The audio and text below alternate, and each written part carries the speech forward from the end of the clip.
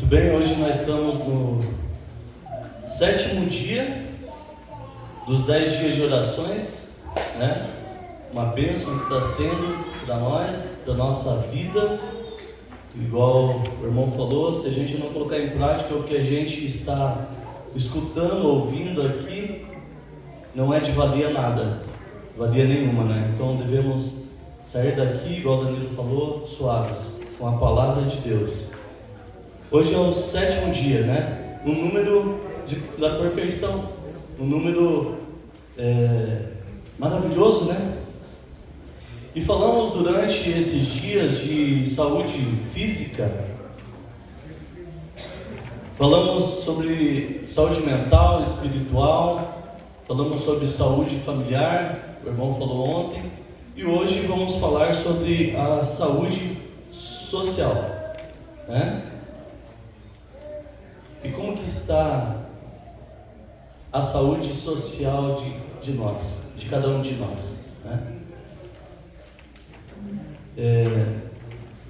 Gostaria primeiro, né, de agradecer a Deus por esse momento muito especial aqui, de estar aqui trazendo a palavra, e também dar uma boa noite para os nossos amigos, visitantes que estão aqui.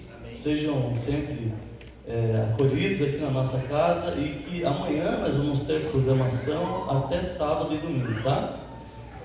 Então, como que está a nossa vida em sociedade? Com os nossos vizinhos, com os nossos amigos, como que está o nosso social? Como que está a nossa vida social com os nossos vizinhos? E eu vou dizer para vocês que nós temos aqui na igreja uma sociedade secreta. Eu acho que não vai mais ser sociedade secreta, porque nós vamos falar o que é. Nós temos aqui um pessoal que faz parte do movimento aqui dentro, que fazem visitas em penitenciárias. Tem alguns envolvidos aqui, faltam alguns. Vocês podem levantar a mão, vocês que estão envolvidos, que estão indo em penitenciária, só para o pessoal reconhecer. Olha lá. Tem alguns aqui que estão indo em penitenciária. Nós estamos fazendo esse projeto, né? São mulheres e homens que estão fazendo esse projeto para visitar pessoas. Igual fala lá em Mateus 25, 35 a 45. Tive fome, me deste de comer, tive sede, me deste de beber. Estava nu e me vestisse, estava preso e foste me visitar. Então, esse pessoal estão indo com tudo para colocar em prática o que Deus está pedindo para nós. E temos também uma sociedade. Como que estamos o nosso social com os animais? Às vezes, né, nós temos ali uns cachorrinhos em casa, uns gatos.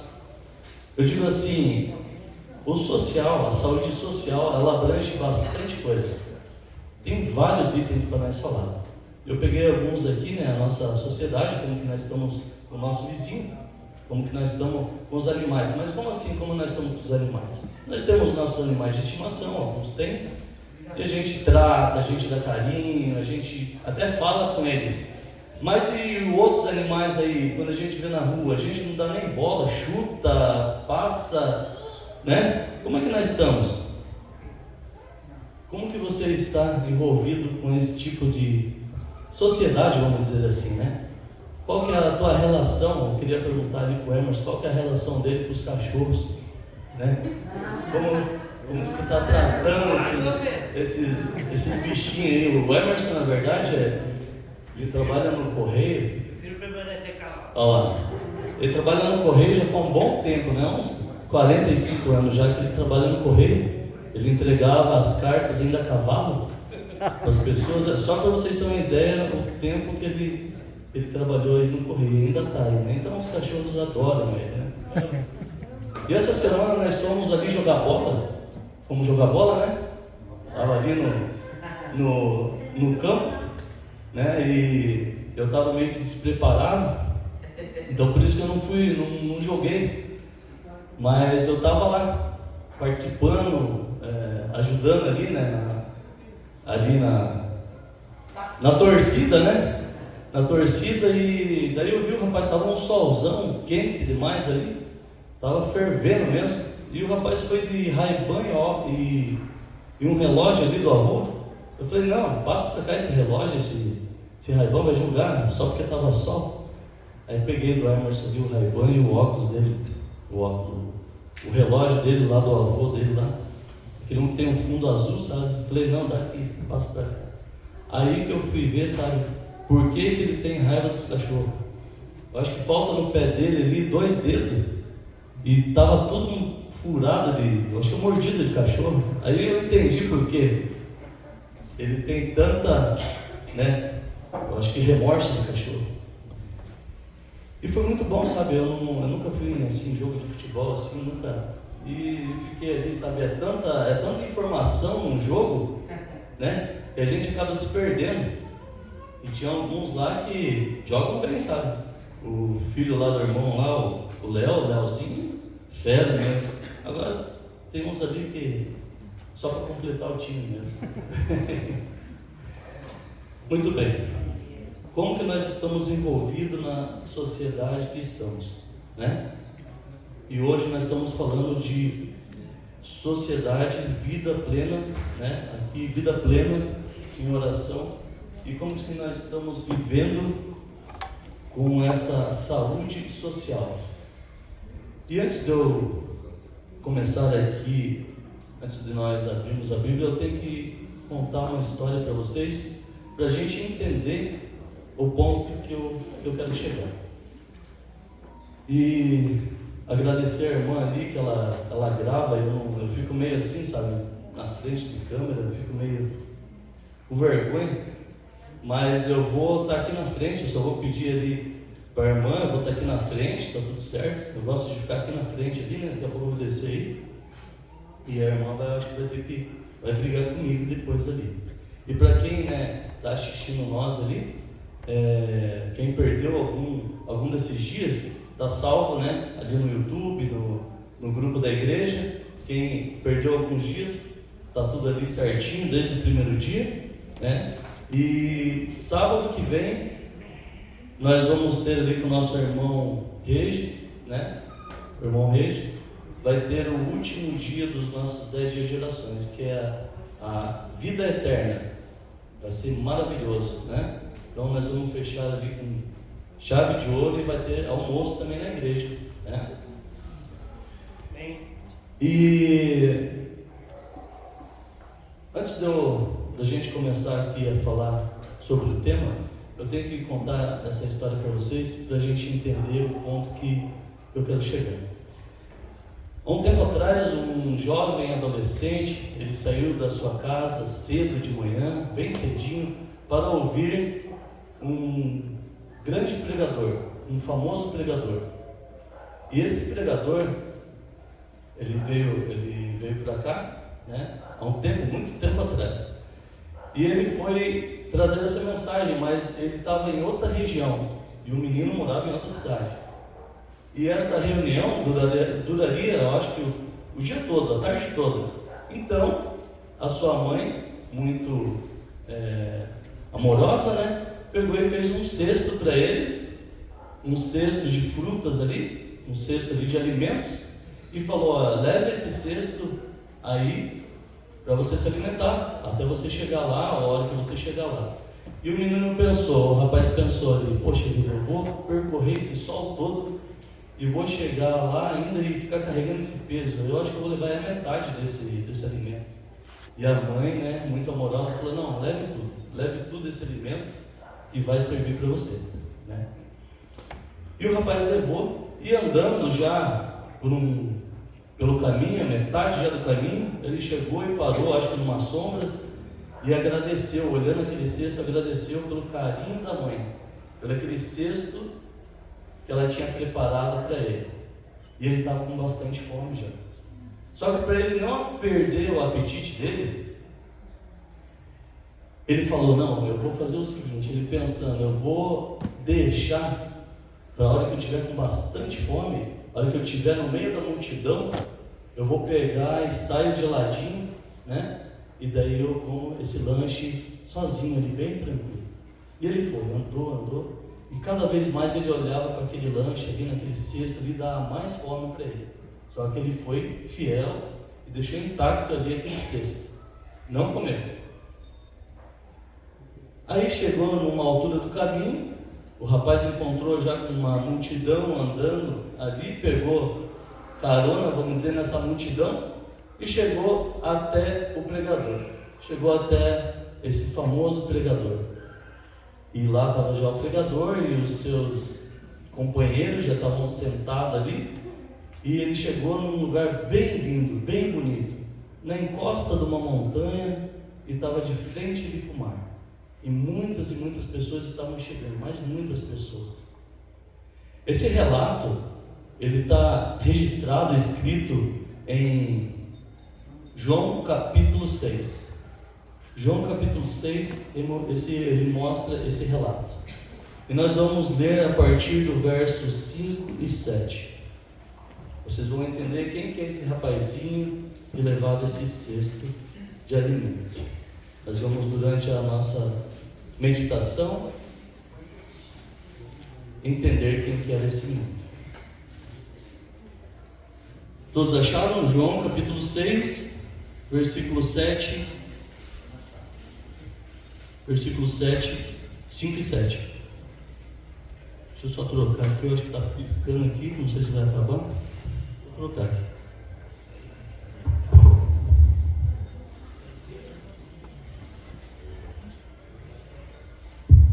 Muito bem. Antes de nós lermos, vamos curvar nossa fronte e vamos orar novamente. Senhor, Pai querido e amado, muito obrigado, Pai, por esse momento tão especial que estamos falando, Senhor, sobre saúdes espirituais, saúdes emocionais, saúdes sociais, familiares, saúde eternal, Pai.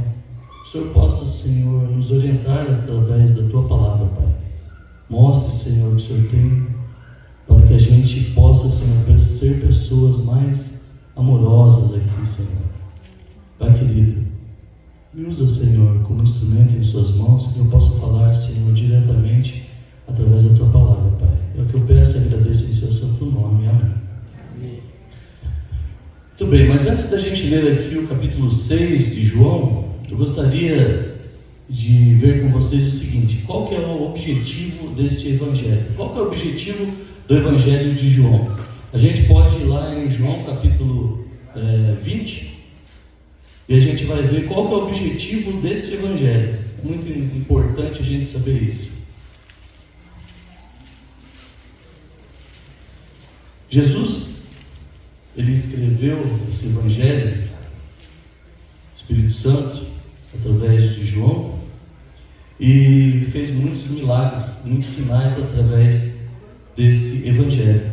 E aqui fala que, na verdade, Jesus fez diante dos discípulos muitos outros sinais que não estão escritos nesse livro. Olha só, temos alguns sinais, alguns milagres aqui que Jesus fez, mas alguns não estão escritos aqui. E esse agora me deixou com uma pulga e uma curiosidade. Na hora que eu chegar lá no céu, isso aqui vai ser uma das perguntas que eu vou falar para Deus. Os outros milagres, como que ele fez, né? Esses aqui que ele fez já é maravilhoso. Imagine, tem alguns que não foram relatados aqui nesse livro, mas esses, porém, foram registrados para que creias que Jesus é Cristo, o Filho de Deus, para que, crendo, tenhas vida em seu nome. Esse é o objetivo do livro de João, é para que as pessoas creiam nos sinais, nos milagres que Jesus fez e entendam que Cristo é o Filho de Deus e crendo nele, tenham vida em seu nome. E João prova que Jesus é o Filho de Deus com 7 sinais. No capítulo 2 de João, ele faz o primeiro milagre, que é a transformação da água em vinho, suco de uva. Capítulo 4, ele cura o filho do oficial. Capítulo 5, ele cura aquele coxo lá, o paralítico de Betesda. E no capítulo 6, esse que a gente vai ler agora, ele faz a transformação, a multiplicação de pães e a multiplicação de peixes. E nesse mesmo capítulo 6, ele anda sobre o mar. Olha que maravilha. No capítulo 9, ele faz um milagre de um cego de nascença. E por final, no capítulo 11, Jesus ele ressuscita Lázaro. São esses sinais que nós temos, esses milagres que nós temos no Evangelho de João. E ele fala lá no versículo, no capítulo 20, que tem mais sinais que não foram colocados ainda nesse livro aqui. Eu imagino que não caberia no livro de João e nem na Bíblia toda, todos os milagres que eles fizeram, que Jesus fez, né?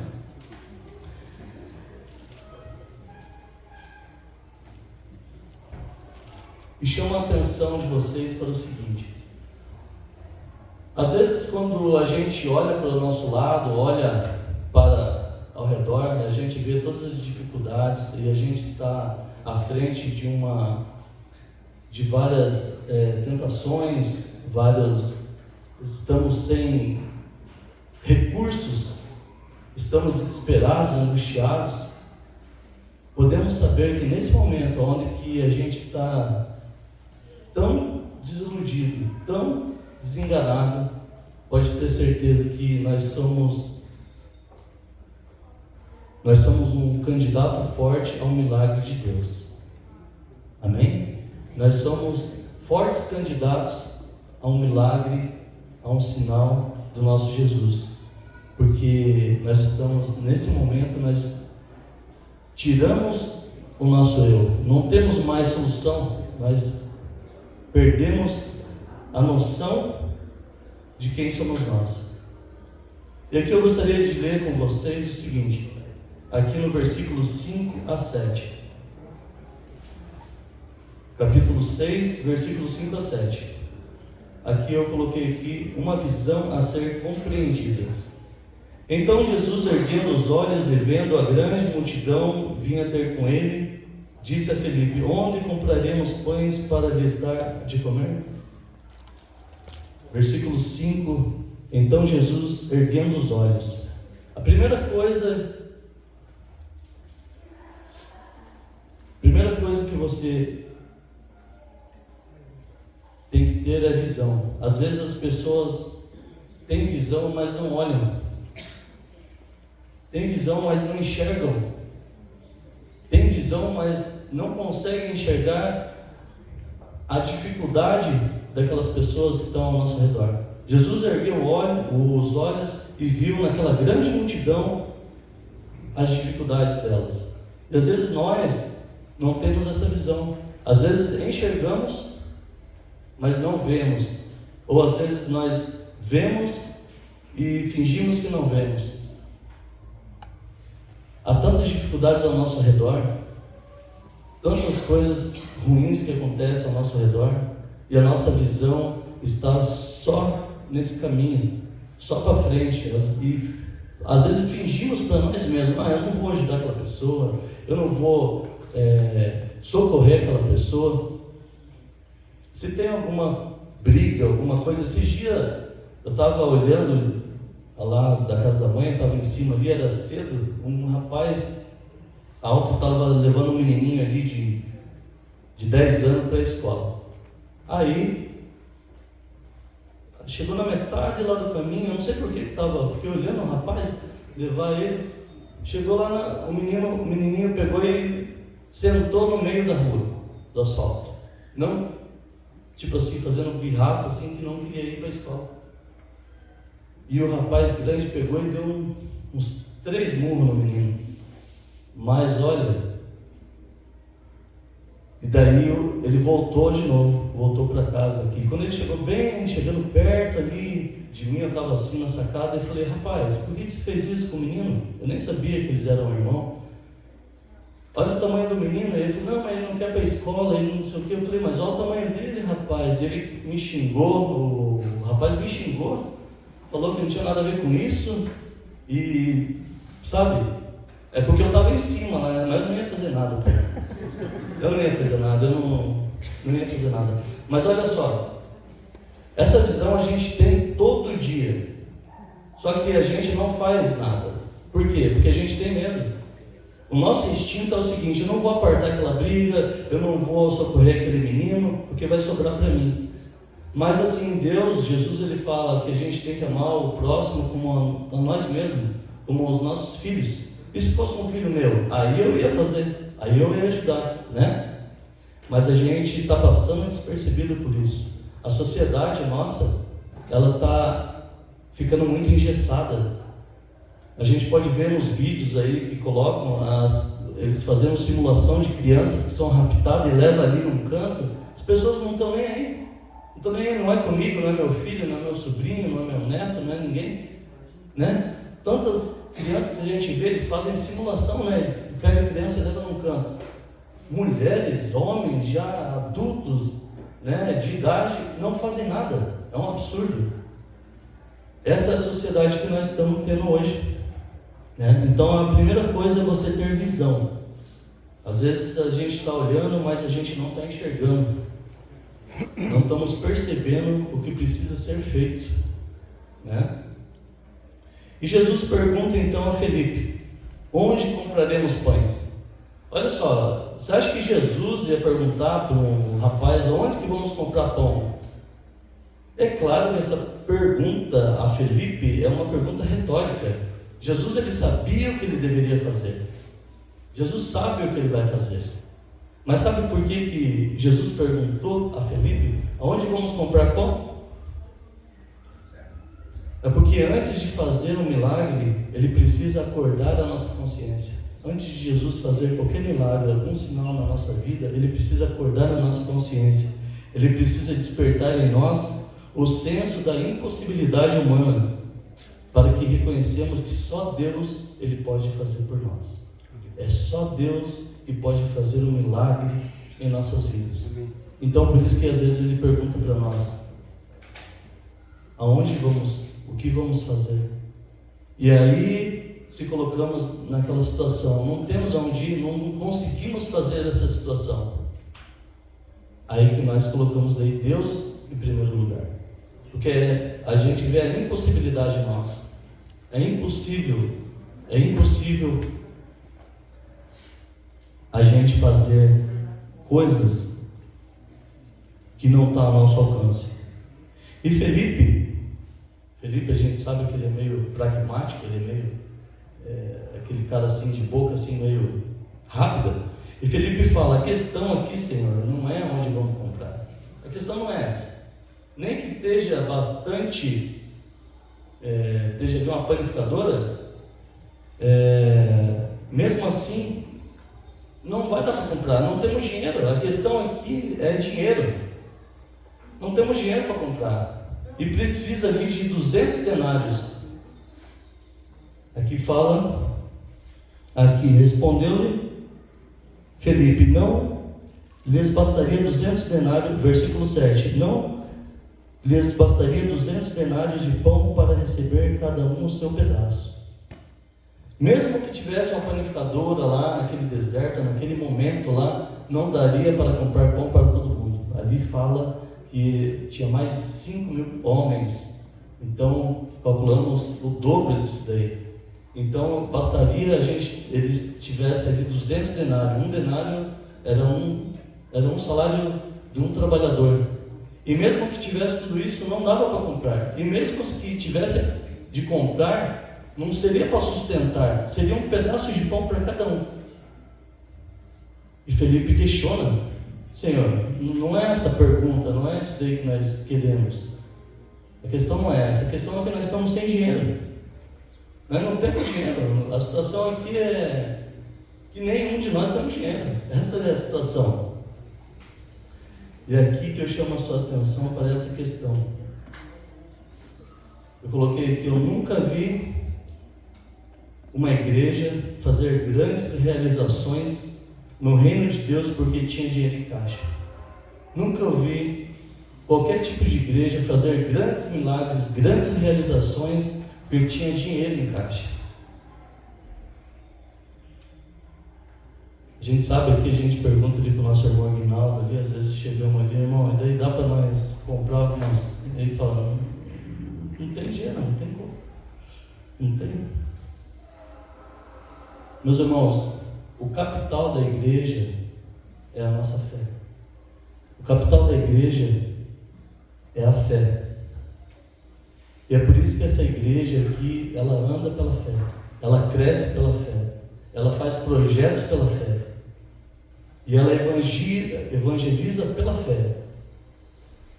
Não é por causa de dinheiro, não é porque a associação vai mandar bastante dinheiro para nós que nós vamos fazer grandes realizações. É a nossa fé, é a fé da igreja que move cada um de nós. Nós temos que ter essa fé, que Deus está conosco, que Deus ele faz um milagre em nossas vidas, que Deus vai abrir as portas para estudos bíblicos, que Deus vai fazer um milagre.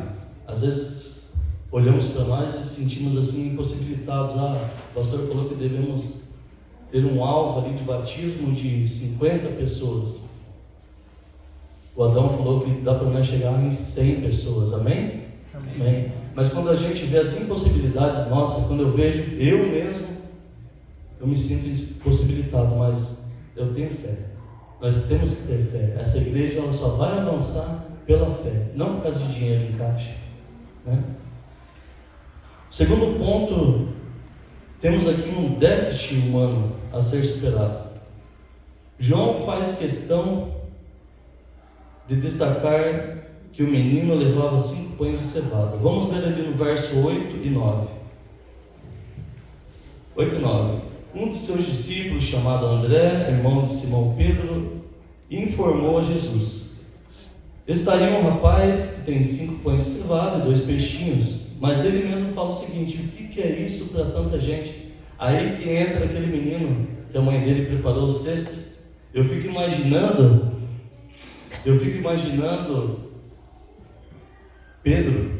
André chegando assim do lado dele, olhando ali o cesto, falando: Jesus, tem um rapaz aqui que tem 5 pãezinhos de cevada e 2 peixinhos. Imagine o olhar do menino e falou: poxa vida, é tudo que eu tenho, eu estou morrendo de fome, e agora o que eu vou fazer? Mas olha só a bondade desse menino. Ele entregou esses 5 pãezinhos de cevada e 2 peixinhos. E a gente pode ver assim, João faz questão de destacar que o menino levava 5 pães de cevada. A gente sabe que a cevada, aí, antigamente, ela é inferior ao trigo. O trigo é muito caro. E antes, a cevada era também alimentava animais. Então aqui, João, ele ressalta que esse menino era pobre. Era um menino assim de uma renda baixa. E ele estava com 5 pãezinhos de cevada, né? Como diz o texto aqui, levava 5 pãezinhos de cevada e 2 peixinhos. E quando ele fala dos peixes, ele não usa a palavra comum de peixe, ele usa a palavra peixinho. Aí cada um pode imaginar esse peixinho. Eu acho que era uma sardinha durinha ali, só para dar um gosto no pão. Um lambari, exatamente. 2 peixinhos pequenininhos. Ele levava 5 pãezinhos e 2 peixinhos, só para dar um saborzinho ali no pão, né? Aí os irmãos estão perguntando: mas e daí, onde que está a saúde social nisso? Onde que você está querendo chegar?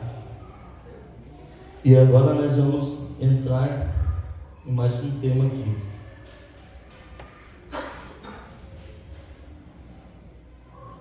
Olha, estamos tratando aqui de coisas espirituais. E o milagre acontece quando eu e você decretamos a nossa falência. Nós estamos falando aqui da Bíblia. E o milagre vai acontecer na nossa vida, na vida de cada um de nós, quando eu vou decretar a falência, quando eu vou entregar o meu eu, quando eu vou falar: eu não tenho como chegar a esse ponto. Aí eu decreto falência da minha vida e Deus ele age. Deus ele faz um sinal, ele faz um milagre quando a gente decreta essa falência nossa. O que é essa falência? É a gente deixar na mão de Deus tudo que ele tem que fazer, tudo que ele sabe fazer. Amém. Um terceiro ponto aqui, organização necessária. Versículo 10. Disse Jesus: fazei o povo assentar, pois havia naquele lugar muita relva. Assentaram-se, pois, os homens em números de quase 5.000. A gente pode ver que Jesus é um homem organizado. Tudo que a gente faz para ele também tem que ser organizado. Independente do que ele está fazendo, a gente tira essas lições. E sem ordem produz caos. Então ele falou: vamos colocar essas pessoas tudo sentadinha, tudo ali. Em algumas evangelhos aqui fala que estavam de 50 em 50, de 100 em 100. Jesus, ele gosta de ordem, organização. E ele falou: vamos assentar. E houve uma multiplicação generosa. Agora preste atenção nisso, no versículo 11, olha só. Jesus então tomou os pães e, dando graça, distribuiu entre eles, e também igualmente os peixes quanto o queriam. Jesus, ele não poderia fazer essa multiplicação do nada? Será que ele precisava desses 5 pãezinhos e os 2 peixes? Ele criou o universo, ele criou tudo isso aqui sem pré-existência, não tinha nada, não existia nada. E por que ele pegou esses 5 pãezinhos desse menino de cevada e esses 2 peixinhos? Aqui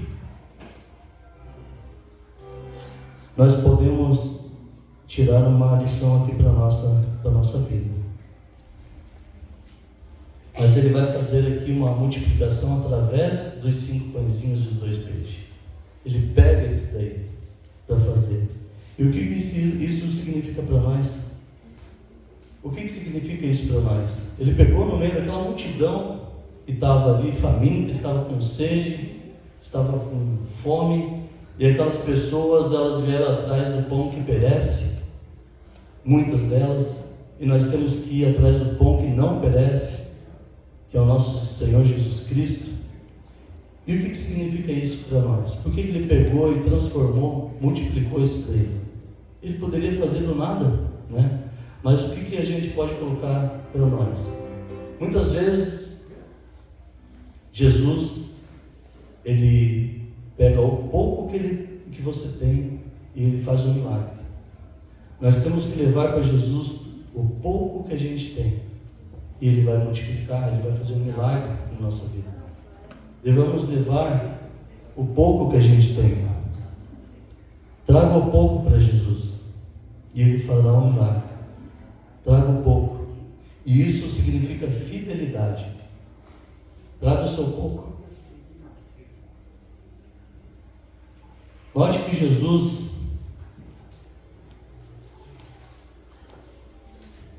pega esse pouco e dá graça também.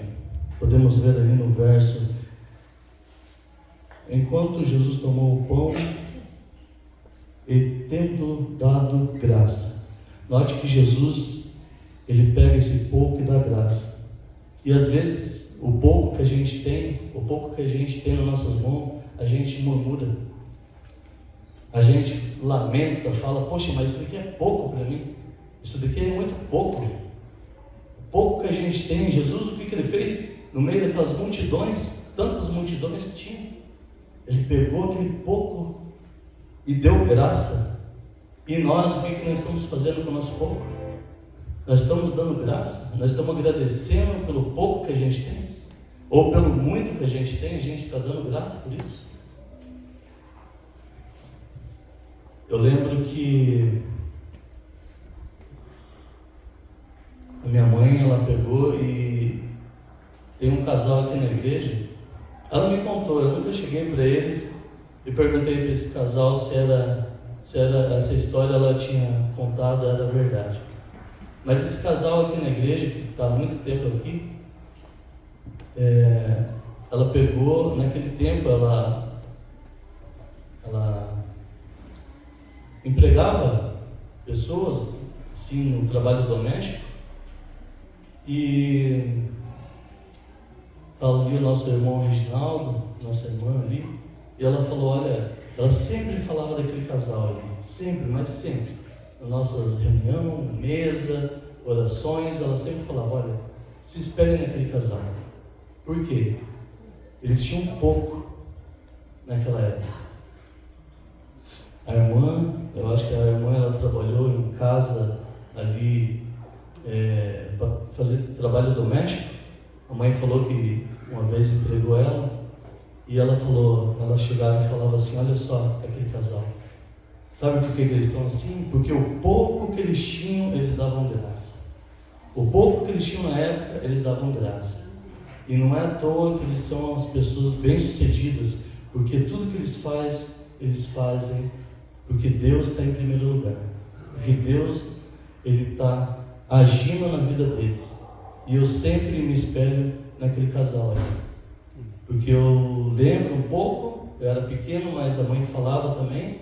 Então, tudo que a gente tem, o pouco que a gente tem que dar graça. Né?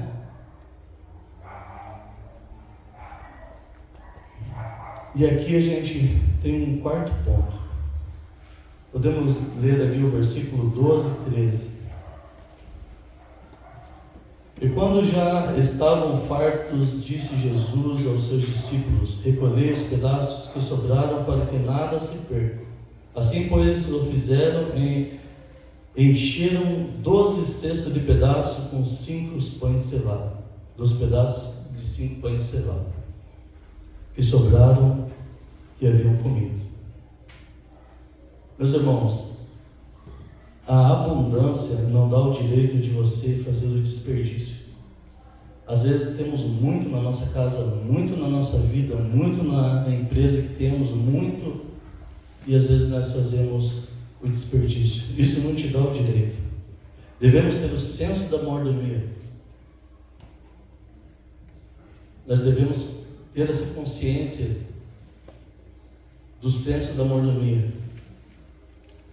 Não devemos desperdiçar comida. A comida é uma expressão da graça de Deus. E não devemos jogar a graça de Deus no lixo. Não devemos jogar a graça de Deus no lixo. Não devemos desperdiçar água. A gente falou aqui muito de saúde física, saúde alimentar. E eu entro num ponto aqui da água. A gente fala tanto, mas tanto de água, e a gente às vezes não dá valor. O irmão José Brasil, ele falou um dia ali, olha, vocês acham que não estão pecando? Vocês acham que não estão gastando? Quando vocês acordam já de manhã e ligam e deixam a torneira ligada ali para escovar o dente, lavar o rosto assim à toa, se deu um desperdício. Isso daí é um pecado. Porque assim, muitas vezes tem pessoas que esse pouco que a gente está desperdiçando de comida, de materiais, de água, serve para pessoas sobreviverem. Serve para pessoas sobreviverem. E eu quero chegar num ponto aqui dessa saúde social. Não devemos gastar, jogar no lixo o que Deus dá, o que Deus dá de graça para nós, dá abençoado para nós. A nossa mesa é farta de comida, porque Deus, ele fala que para a gente testar Ele, porque Ele vai derramar bênçãos sem medidas do céu. E eu falo uma coisa, e eu sempre estou aprendendo, a água é muito importante para nós. E do jeito que eu estou entendendo, eu quero passar para vocês. Porque eu estou me policiando para não desperdiçar tanta água. Porque assim, no momento que meu pai, um dia, faz eu acho que 17 anos atrás, ele pegou, ele estava num leito de hospital. E a única coisa que a pessoa perde nesse momento é água. É água. Eu não sei vocês passaram por uma situação assim, mas nos últimos momentos de uma pessoa, eles pedem água. E 2 dias antes disso, a gente colocava uma gotinha de água, era um negocinho assim, só molhava e dava uma gotinha. Molhava e dava uma gotinha. Só para molhar a língua. Molhava e dava uma gotinha.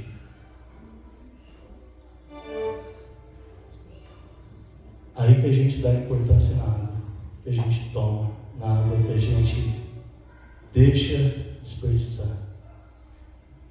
Isso também aconteceu há pouco tempo, 8 meses atrás, 7 meses ali com a minha mãe. No último momento também dela, ela pedia água. Água, a pessoa pede. E molhava ali um gás, aquele gases ali, e pingava na boca dela. Pingava na boca dela. E ela falava obrigado. Ela falava obrigado. Uma gota de água, só para lubrificar ali que estava tudo seco. Isso daí era nos últimos momentos dela. Então, meus irmãos, vamos dar importância, porque tem pessoas que o pouco que a gente está desperdiçando, tanto de comida, tanto de água, e tudo que a gente faz, esse pouco é para outras pessoas sobreviver. O pouco que a gente está desperdiçando serve para pessoas sobreviver. Então que a gente possa colocar isso para os nossos filhos, para nós mesmos. Quando a gente gastar o pouco que a gente tem, a gente vai lembrar que isso serve para outras pessoas sobreviver. Eu gostaria também de falar, eu pulei uma parte aqui, era tão bom quando eu via lá um monte de pessoas indo lá ali na casa da mãe, e pessoas de rua, mendigo, drogado, iam lá e sempre tinha comida para eles, sempre ela tinha separado ali, abria uma caixinha de leite, colocava ali e sabia que eles iam vir, sempre. O que eu quero falar com isso? A nossa visão.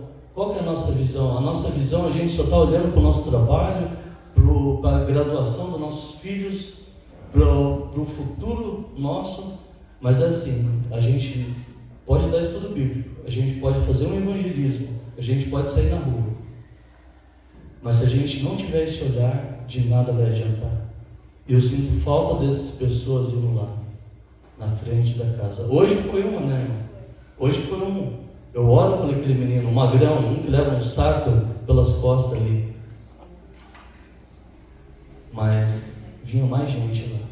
Sabe por quê? Porque falta essa visão que eu tenho que aprender cada vez mais. Que não é só ganhar, não é só eu ter objetivos aqui, metas aqui de trabalho e deixar pessoas para trás. Meus irmãos, agora nós vamos ter essa é a mensagem que eu gostaria de trazer para os irmãos, e nós vamos ter agora uma mensagem musical aqui para o nosso irmão. Deus abençoe. Amém. Boa noite a todos. Boa noite.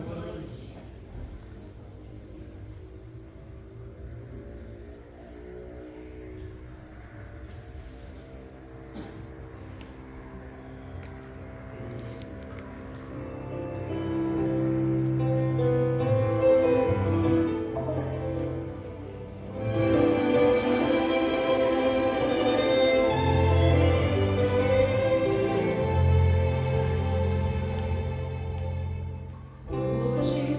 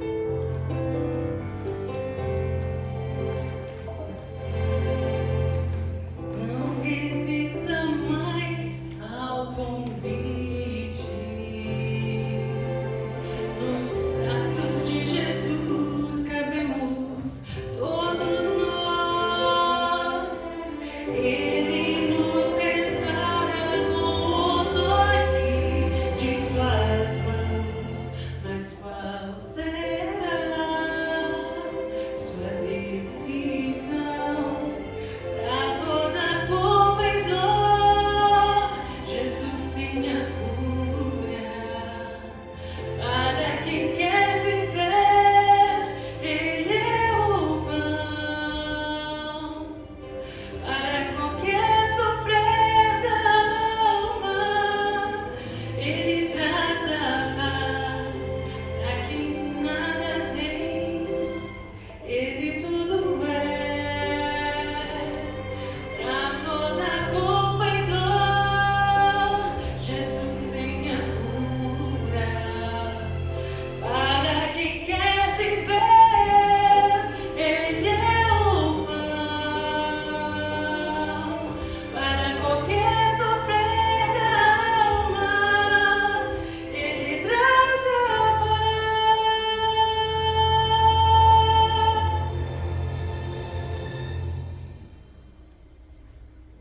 pra quem nada tem. Jesus Cristo é tudo pra quem quer viver. Ele é o pão da vida pra quem quer viver.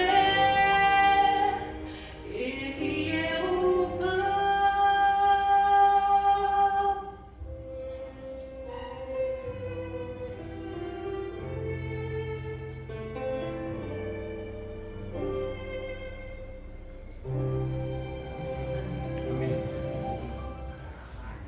Obrigado. Deus abençoe. Meus irmãos, Jesus está aqui nesse momento. Amém. Jesus, Ele é o pão da vida. Jesus, Ele é a água da vida. E se você se alimentar dele todo dia, você vai conseguir a vida eterna. Deus abençoe muito vocês. Deus abençoe muito a família de vocês. Que a gente possa ajudar outras pessoas. Só assim essa sociedade vai mostrar o grande amor que Deus tem por cada um de nós. Vamos pôr de pé, vamos orar a Deus. Pai Santo, amado que está no céu, obrigado, Pai, por esse momento, Pai. Obrigado, Senhor, por o Senhor mostrar tantos milagres, Pai, realizados.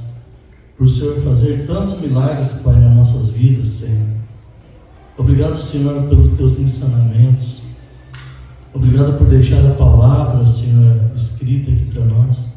Que através do Espírito Santo Ele possa fazer morada nos nossos corações, Senhor.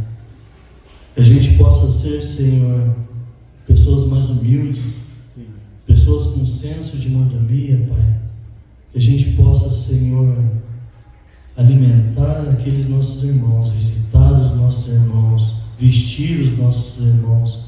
Porque o Senhor fala, se a gente fizer a cada um desses pequenos, nós estaremos, Senhor, fazendo para o Senhor. Senhor, coloque essas pessoas, Senhor, nas nossas vidas. Coloque essas pessoas que estão desesperadas, estão angustiadas, Senhor. E que o Senhor nos capacite cada vez mais, Senhor, para a gente mostrar esse grande amor que o Senhor tem nos mostrado, Pai amado. Abençoe essa igreja, Pai, e vamos marchando pela fé, Pai amado. Que a gente possa, Senhor, trazer mais e mais pessoas ao Teu rodízio, Pai amado. Para que assim a gente possa, Senhor, estar todos juntos naquele dia. Para que a gente possa, Senhor, subir ao céu e abraçá-lo, Pai. Fique conosco, Senhor, fique com cada um aqui. E que a gente possa, Senhor, vir amanhã para ouvir mais a Tua palavra, Pai. É o que nós pedimos, agradecemos em Teu santo nome. Amém.